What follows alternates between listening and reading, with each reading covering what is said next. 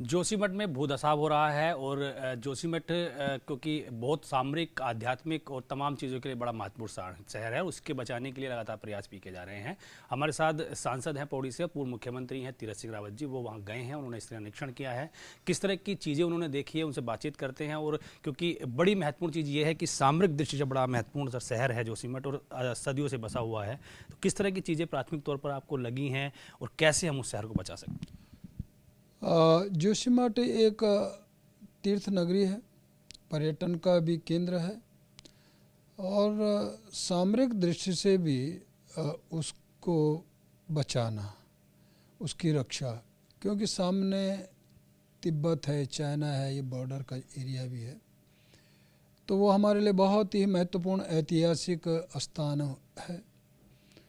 इस समय उसको बचाना हमारा पूरी तरह से सरकार लगी है उस और जो इस समय कटाव धसाव हुआ है उसको कैसे हम ट्रीटमेंट कर सकते हैं, दे सकते हैं, उसके लिए माननीय प्रधानमंत्री मोदी जी ने एक टीम गठित की है और जिस दिन घटना घटी उसी दिन से पूरी तरह वो सरकार प्रदेश का रूबरू हैं और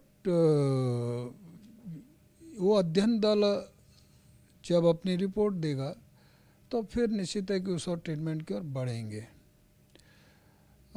अभी जो वर्तमान में तात्कालिक हो सकता है उसके लिए सरकार ने अस्थायी व्यवस्था जुटाई है। जो परिवार प्रभावित हुए हैं उनके लिए अस्थायी कैंप भी किए हैं, होटल भी पूरी तरह लिए हैं और साथ में अपने नगर पालिका का गुरुद्वारा है, विद्यालय हैं, अन्य संस्थान हैं और जो हो सकता है वो सब किए, वहाँ लोग कैंप किए हुए हैं।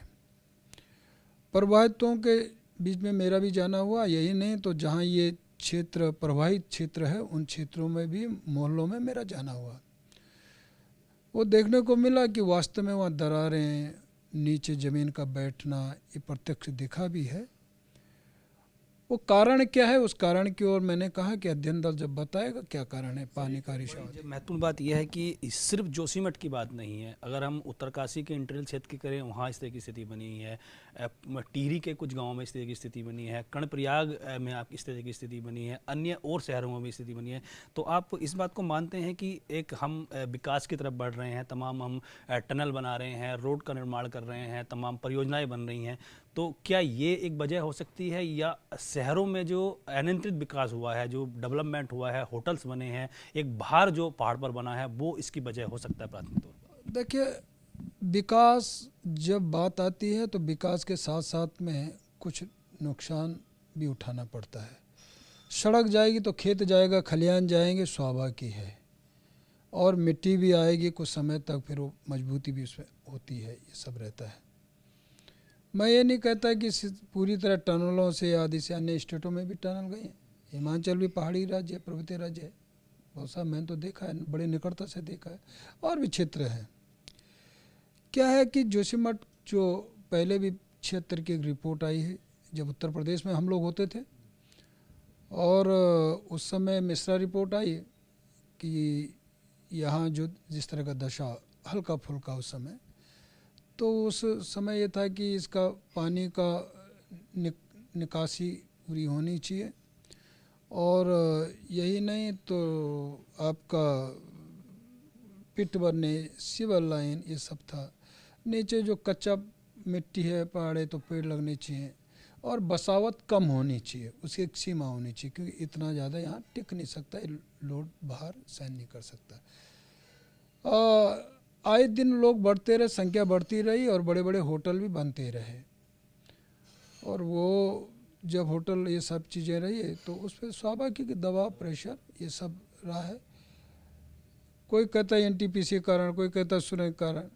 तो मैंने ये कहा कि इस और हम लोग अध्ययन दल के माध्यम से जब ये रिपोर्ट सामने आएंगी तो उसके लिए माननीय प्रधानमंत्री मोदी जी ने एक टीम बनाई है, आए दिन पूरी तरह से मॉनिटरिंग कर रहे हैं, और वो अध्ययन दल अपना अध्ययन करते हुए जब रिपोर्ट सामने लाएगा तो फिर उन कारणों की ओर जाएंगे, तो फिर उसका उस तरह का ट्रीटमेंट होगा। सर, सरकार की अपनी प्राथमिकताएं हैं, सरकार अपने स्तर से काम कर रही है, वहाँ राहत बचाव कार्य चल रहे हैं, विस्थापन में काम चल रहे हैं, मुआवजे की बात चल रही है, क्योंकि आप स्थानीय सांसद भी हैं और सेंट्रल गवर्नमेंट के आप टच में रहते हैं, हमेशा लगे रहते हैं, तो आपकी प्राथमिकता के तौर पर आपको क्या लगता है, क्या गवर्नमेंट को मुआवजे का ऐलान कर देना चाहिए? क्योंकि मुआवजे का भी ऐलान नहीं हुआ, लोग कह रहे हैं कि मार्केट भाव पर लोगों को वहाँ पर मुआवजा मिले। एक पीड़ा है लोगों की, क्योंकि मकान धंस रहे हैं, लोग रो रहे हैं, तमाम तरह की दिक्कत है। तो क्या सर सेंट्रल गवर्नमेंट की ओर से आप मांग करेंगे कि एक मुआवजा राशि घोषित किया जाए, सरकार भी करे? देखिए, अभी तो तात्कालिक व्यवस्था हुई है वहाँ पर, और जो लोग प्रभावित हैं उनको कैंप किए हुए हैं। साथ में अस्थाई भी एक व्यवस्था बन रही है, जिसके लिए अभी गोचर है, आपका पीपल कोटी है, एक और स्थान इस तरह का देखे जा रहे हैं, उसका सर्वे चल रहा है। तो अस्थाई व्यवस्था उनको दिया जाए, स्थान दिए जाए। लेकिन अभी हाल में ये कि तत्काल में कैंप में और किस तरह वो अपना दिनचर्या पूरी तरह से ठीक कर सकते हैं, तो उस और दिया है। होटल भी अपने रिजर्व किए हैं, तो अन्य स्थान भी है, संस्थान भी है, वहाँ वो लोग रह रहे हैं। साथ में ये भी है, सरकार ने तय किया है, तो प्रदेश मुख्यमंत्री ने कहा कि यदि जो लोग अपने स्वतंत्र रूप से रहना चाहेंगे तो उनको 5,000 रुपये मासिक किराया भी हम लोग देंगे। और ये प्रक्रिया हो गई है। ये जो सहायता के रूप में चेक देना, ये काम करना, ये भी शुरू हुआ है और वो चल रहा है। तो लेकिन बाकी जब अस्थाई की बात आएगी तो मैंने कहा उस और भी ध्यान है, वो क्या होगा उस और सरकार विचार कर रही है। सर, एक हटके सवाल है इससे, आपने देखा है, आप मुख्यमंत्री भी रहे हैं और आपने देखा है कि परीक्षाओं को लेकर बड़ी स्थिति यहाँ गंभीर हो गई है। अब लोक सेवा आयोग में भी इस तरह की बात सामने आ गई, उत्तराखंड अधीनस्थ चयन सेवा आयोग में तमाम चीज़ें इस तरह की हुई थी। लोग किस पे भरोसा करें, युवा किस पे भरोसा करें, क्या करा जाए इसके लिए? देखिए, ये बड़ा चिंतनीय विषय हमारे लिए है।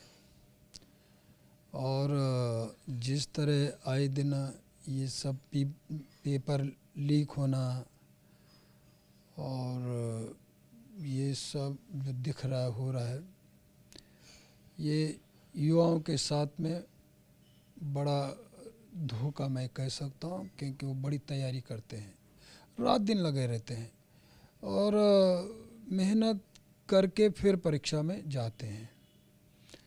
बहुत दूर दूर से उनको जाना पड़ता है, किराया देना पड़ता है, होटलों में रहना पड़ता है। अभी मैं आया तो कई जगह कह रहे थे सब होटल भी नहीं मिले थे, इस तरह का जो अभी हुआ। लेकिन उसके बाद अंतोगत्ता उनको सीधा परीक्षा में बैठने का भी मौका न मिले। फेल पास तो अलग विषय है, तो ये तो, लेकिन कम से कम जब निकले तो उनको बैठने का मौका मिले। और वो भी ना हो तो कितना कष्ट उस नौजवान को होता होगा, दुख होता है, ये मैं जानता हूँ। ये उनके साथ अन्याय है। और ऐसे गरीब परिवार जो कि कैसे अपना धन जुटाते हैं, बच्चे को तैयारी कराते हैं और फिर भेजते हैं परीक्षा में, तो इसके बारे में विचार करना चाहिए, सोचना चाहिए। और निश्चित है कि सरकार इस और विचार करेगी, सोचेगी। मान के चल रहे हैं आप, किस स्तर पे चूक हुई होगी, ये कहाँ चूक हो जाती है? क्योंकि जो लोग अति गोपन रूप में वहाँ काम करते हैं, जो परीक्षा के पेपर बनाने का वहाँ पूरा उनका काम होता है, सब देख रेख का, वो लोग इस तरह की चीज़ कर जाते हैं, तो चूक कहाँ स्तर पर है? देखिए, अब ये देखना पड़ेगा क्या कारण रहा, क्यों चूक हो रहे हैं। अब इस पर तो ध्यान देना पड़ेगा शासन को और पूरी तरह हरकत में आना पड़ेगा और ऐसे लोगों को चिन्हित करते हुए दंडित करना पड़ेगा। दंडित ही नहीं तो पूरी तरह उनको जेल के शिकंजों में और सजा देने का काम करना। लेकिन मैंने कहा कि ये आए दिन हो रहा है, ये तो बड़ा ये चिंतनीय विषय है। तो नौजवानों के लिए, हमारे जो भावी पीढ़ी है, जो भविष्य हमारा है, और जब ये देखता है इस तरह का सामने, तो क्या आगे उस प्रकार का निर्माण कर पाएंगे, ये भी एक विषय है। तो उसके लिए पूरी तरह क्या हमको करना चाहिए, तो एक तो परीक्षा, इस तरह ये सारे इन चीज़ों से हम लोग उभरें दूर और उन लोगों के साथ, बच्चों के साथ में हम न्याय दिला सकें, यह हमको करना चाहिए। इस और हम बढ़ना चाहिए और इस और निश्चित है कि हमारी सरकार आगे बढ़ेगी और कदम उठाएगी और उठा भी रही है। धन्यवाद सर, एबीपी गंगा के साथ बातचीत करने के लिए। आप थे पूर्व मुख्यमंत्री तीरथ सिंह रावत जी और पौड़ी से सांसद भी हैं और जोशीमठ का जो क्षेत्र है उन्हीं के संसदीय क्षेत्र में आता है। वहाँ उन्होंने कैंप किया है, लोगों से बातचीत की है। उनका ये भी कहना है कि सरकार इस ज़्यादा में ठोस कदम उठा रही है। मुआवजे के लिए भी वो केंद्र सरकार से बात करेंगे और साथ साथ राज्य सरकार भी मुआवजे की जो धनराशि है उसका डिक्लेयर करेगी। लेकिन उन्होंने एक चिंता ये भी व्यक्त की है कि उत्तराखंड में परीक्षाओं में जो इस तरह के पेपर लीक और धांधली हो रही है उन पे उसको लेकर उनका मन दुखी है। उनका कहना है कि सरकार को इसमें एक ठोस कदम उठाने चाहिए। देहरादून से प्रेस सहयोगी कृष्ण पलोने के साथ पंकज राणा, एबीपी गंगा।